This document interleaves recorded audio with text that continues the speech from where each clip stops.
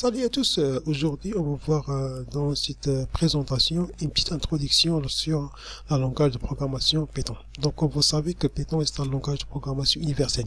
Donc c'est-à-dire c'est possible de développer des applications web ou bien des applications mobiles ou bien des applications bureau en utilisant ce langage de programmation dans tous les domaines.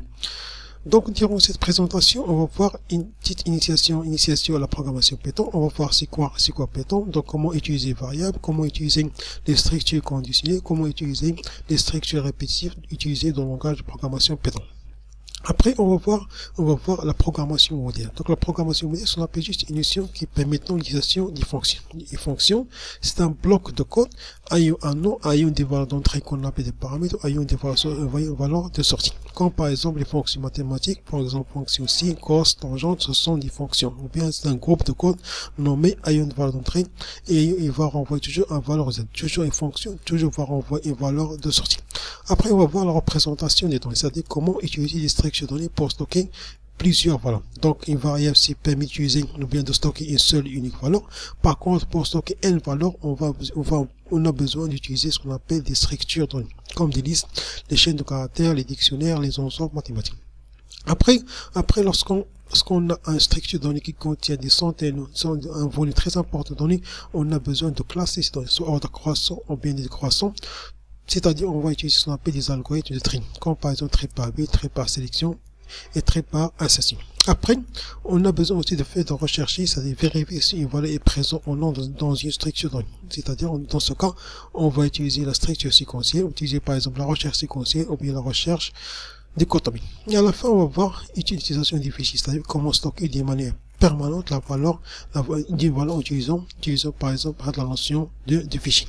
Donc, les variables et les structures de données sont stockées dans la mémoire RAM, c'est-à-dire si l'ordinateur leur attend, toutes ces informations sont perdues. Donc, pour garder ou sauvegarder vos données, on va besoin de stocker ces valeurs dans ce qu'on appelle des fichiers de données. Donc, on commence par l'initiation de la programmation Python. Donc, pour avoir un programme, pour avoir ou bien créer un programme, on a besoin de commencer par un problème. Donc, un problème permettant, à partir d'un problème, on crée ce qu'on appelle un algorithme. Il faut faire la réflexion dans ce problème, en spécifiant dans l'entrée, dans la sortie, pour avoir à la fin un algorithme. Donc, un algorithme n'est pas exécutable. Donc, pour que l'algorithme soit exécutable, on a besoin de transformer son format programme. Pour faire la transformation, on utilise ce qu'on appelle le langage de programmation.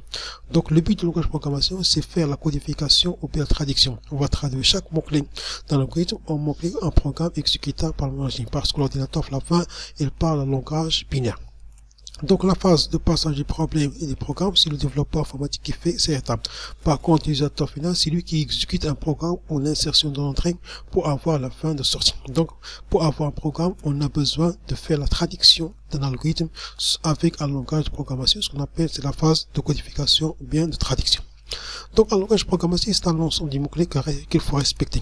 Instructions et fonctions prédéfinies et des résultats qui permettent d'écrire un programme exécutable par l'ordinateur. Donc, avoir un programme, il faut traduire un algorithme qui sera exécutable sur la machine pour obtenir à la fin un programme. Il y a plusieurs plusieurs langages de programmation, chaque langage ayant des avantages et des inconvénients.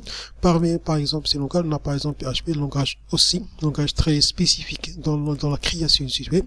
Aussi, on a ce qu'on appelle des langages payants ou bien des langages de programmation gratuits ou bien open source. Par contre, Java est un langage payant et Python est un langage qu'on appelle langage gratuit. Donc, à la fin, il faut apprendre la langue de programmation. Python, on va voir les mots-clés et les règles de syntaxe à respecter. Donc, passons maintenant à la classement du langage de programmation. Donc, les langages de programmation sont classés en trois catégories, ou bien en trois générations. Première génération, c'est le langage machine ou le langage de bas niveau. C'est-à-dire, pour développer ou pour exécuter un programme sur la machine, on a besoin de traduire ligne par ligne ou bien élément par élément en langage binaire 0 et 1. Deuxième génération, c'est-à-dire la première génération, on a la communication directe avec le matériel. Par contre, deuxième génération, langage assemblant, on a utilisé ce qu'on appelle des mots-clés prédéfinis pour faire la communication avec la machine, un peu plus loin du langage de bas niveau. Troisième génération, ce qu'on appelle situation de langage évolué ou bien le langage de haut niveau. C'est-à-dire que l'utilisateur ou bien le programmeur, il est très loin du langage binaire, c'est-à-dire très loin de matériel. C'est-à-dire, l'utilisateur crée, comme par exemple, développe un programme sans sans la prise en charge, de la codification en langage, mais c'est-à-dire, dans ce cas, le rôle du langage de programmation, c'est permettant de traduire le langage humain, l'algorithme en langage humain vers le langage binaire, et vice-versa, sans que l'utilisateur pris la prise en charge du langage de programmation. Donc, il y a troisième génération. La première génération, l'utilisateur fait le programmement comique directement avec la machine, ce format de 0, avec le langage binaire 0,1. Deuxième génération, le langage assembleur, qui est un peu plus loin du langage binaire, mais utilisant ce qu'on appelle des mots-clés prédéfinis. Et troisième génération, l'utilisateur, il est plus loin du langage binaire parce que le langage programmation fait la prise en charge de la codification en langage, traduction en langage binaire vers le langage humain et vice versa. Maintenant, passons à la technique d'exécution de programme. Il existe deux techniques pour effectuer la traduction d'un tel programme source en code binaire. On a première technique qu'on appelle la compilation, ou la deuxième technique qu'on appelle l'interprétation. Donc la compilation, la plupart du langage de programmation sont langage compilé, c'est-à-dire on a un code source, c'est-à-dire ce qu'on appelle le code source développé par le programmeur. Pour l'exécuter sur la machine, on a besoin d'un programme qu'on appelle le compilateur qui va faire la conversion ou bien générer un code objet à partir de code source. Et une fois le code objet est généré, c'est-à-dire le code objet, c'est un code objet binaire, c'est-à-dire c'est possible d'exécuter sur n'importe quel ordinateur. Dans ce cas, on n'a pas besoin d'un langage, on n'a pas besoin d'un logiciel ou bien un programme auxiliaire pour faire l'exécution, parce que le compilateur généré ce qu'on appelle le code objet, ce qui permet de garantir l'accélération d'exécution de programme, parce que le programme est écrit en langage binaire. Deuxième petite technique qu'on appelle technique d'interprétation. L'interprétation, ce qu'on appelle aussi, qui permettant de faire l'exécution du programme. Mais dans ce cas, on va faire la lecture libre par l'exécution. Dans ce cas, on a toujours besoin d'un programme auxiliaire qu'on appelle interpréteur pré-inclus dans le langage de programmation pour faire l'exécution, pour avoir à la fin, pour avoir le résultat. Donc, la compilation, on a besoin de générer juste une seule fois le code binaire qui sera exécuté pour tout type d'ordinateur. Par contre, l'interprétation, on a toujours besoin d'un programme auxiliaire qui va faire la lecture, l'exécution entre ça, la différence entre les deux. Donc, la première, la compilation va faire la génération de code source une seule fois et sera exécuté avec tous les ordinateurs. Par contre, l'interpréteur, on a toujours besoin de l'interpréteur pour faire l'exécution du langage compilé. Donc, passons maintenant au langage de programmation Python. Donc, le langage de programmation Python est un langage développé aux Pays-Bas en 1999 par Guido Barbosa. C'est lui le développeur du langage de programmation Python. Donc, le nom de Python vient de la série anglaise comédie appelée Monty Python Flying Circus. La première version est sortie officiellement en 1991. Donc, le site officiel pour télécharger Python, c'est www.python.org. Donc, Python, langage interprété, c'est-à-dire on a toujours besoin d'un interpréteur qui va faire la lecture, l'exécution, ligne par ligne jusqu'à la dernière.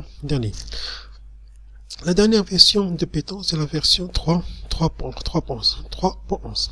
Donc, c'est quoi les caractéristiques de Python? Donc, Python est un langage open source libre et gratuit. C'est-à-dire, vous pouvez créer des applications web ou des applications mobiles et faire la commercialisation des applications sans payer les droits d'auteur. Deuxièmement, le langage multiplateforme, c'est-à-dire que le langage peut tourner sur n'importe quel type de système d'exploitation, soit Windows, Linux, macOS ou bien d'autres systèmes d'exploitation. Donc, le langage interprété, c'est-à-dire qu'on a toujours besoin de l'interpréter qui va faire la lecture, l'exécution de programme. Langage très facile à apprendre, c'est un langage évolutif, syntaxe simple, claire et cohérente, pas compliqué. Langage dynamique, c'est-à-dire il n'y a pas de déclaration de variable, c'est-à-dire que le type de données ou bien le type de variable est précisé par la valeur. Le variable peut changer sa valeur durant l'exécution de l'algorithme. Gestion automatique de la mémoire garbage collector, c'est-à-dire que lorsque le programme est terminé, automatiquement l'espace récupéré par les variables structure de données sera récupéré. Dernièrement, bibliothèque très riche de modules maths, CMath, CP et MNAP. C'est-à-dire que le point fort de Python, ce sont les bibliothèques ou bien les modules. Chaque module permettant de faire le traitement de quelque chose. Par exemple, maths, c'est pour faire le traitement des fonctions mathématiques. CMath, c'est pour faire le traitement des nombres complexes. CP, c'est une bibliothèque prédéfinie permettant la résolution des problèmes. NP, c'est permettant la manipulation des vecteurs et des matrices mathématiques. Donc, à quoi peut servir Python? Donc, permettant du calcul scientifique. C'est-à-dire, on peut utiliser, par exemple, bibliothèque prédéfinie en PCP pour faire tout le calcul scientifique et la résolution des problèmes mathématiques. Deuxièmement, permettant des graphiques. Libre mathématiques, c'est possible de représenter graphiquement une fonction, soit des formes des secteurs ou bien des courbes, en utilisant, par exemple, on fait la représentation graphique en 2D ou bien 3D. Traitement du son ou bien de la synthèse vocale, traitement d'image avec la librairie PIN, permettant d'interface en machine, c'est-à-dire créer un graphique interface avec des boutons, des check boutons, des radio boutons, permettant de création ou bien la programmation de jeux vidéo en temps réel en utilisant la bibliothèque Pygame, aussi permettant la création des applications web en utilisant par exemple les bibliothèques Django, Carigel ou bien Pyjams, permet aussi de faire la liaison entre un programme Python et une base de données en utilisant par exemple SQLDB, ou bien créer la gestion des applications réseau en utilisant par exemple la librairie Python. Donc ça représente toutes les par exemple, c'est quoi, à quoi servir le langage de programmation Python, soit dans le calcul scientifique, la création des applications, la représentation graphique, la manipulation, la gestion du son, la gestion du traitement des images, création de jeux vidéo, création des applications web, la liaison avec un système de gestion de base de données, ou bien la manipulation des applications réseau. Donc, pour télécharger et installer Python, c'est très simple. Il faut tout simplement aller au site officiel de python.org et la sélectionner la version compatible avec le système d'exploitation Windows. Donc, lorsque vous installez, dans l'installation, c'est très simple. Après, il faut simplement cliquer sur suivant pour installer votre langage de programmation Python. Et une fois le langage de programmation Python installé, donc il est équipé d'un interpréteur prédéfini qu'on appelle IDE, qui s'appelle éditeur IDE, qui est prédéfini, qui est préinclus, qui est permettant d'exécuter vos commandes Python. Il faut simplement taper vos commandes pour exécuter un programme. Par exemple, print bonjour tout le monde. Automatiquement, print, on appelle le mot, par exemple, c'est la fonction de base qui permet d'afficher un message sur l'écran. Input, c'est pour demander aux utilisateurs de saisir, et voilà. Donc, lorsque vous installez Python, vous avez besoin aussi d'utiliser ce qu'on appelle des IDE, ou bien des environnements de développement intégré qui permettent de faciliter la programmation ou bien la création de vos programmes. Un environnement de développement intégré est un logiciel regroupant un ensemble d'outils nécessaires au développement logiciel dans un langage ou bien plusieurs langages de programmation. L'outil IDE aide les développeurs à concevoir et à documenter leur code comme un traitement de texte. Donc, un environnement de développement intégré permettant de donner un ensemble des outils qui permettent de faciliter la génération ou l'exécution d'un programme. Parmi les outils de Python, éditeur de texte. Éditeur de texte, ça veut dire le codage en langage, n'importe quel langage de programmation, qui permettant aussi la coloration syntaxique, la compilation automatique des mots-clés, un compilateur pour exécuter vos programmes, un débugger pour exécuter ligne par ligne pour vérifier un programme, et générer interface graphique lorsque vous créez des interfaces en machine, un générateur de documentation lorsque vous travaillez sur un gros projet pour générer la documentation, et chaque partie du programme il est documenté pour à la fin générer une documentation compatible avec vos programmes Python. Et à la fin, il y a plusieurs types de IDE. Il y a par exemple des IDE gratuits ou bien des payantes. Par exemple, on a Spider, on a Pisha avec des versions payantes et versions professionnelles, version payante professionnelle et version de communauté gratuite. On a VS Code qui est compatible avec tout le langage de programmation. IDE, il est inclus dans l'installation de Python. Ici, Bibliothèque, on appelle équivalent à Notepad pour l'exécution de programme. Donc pour nous, on va travailler par exemple un environnement de développement intégré que Python. C'est un environnement gratuit qui fait la prise en charge des bibliothèques scientifiques. Et merci de votre attention.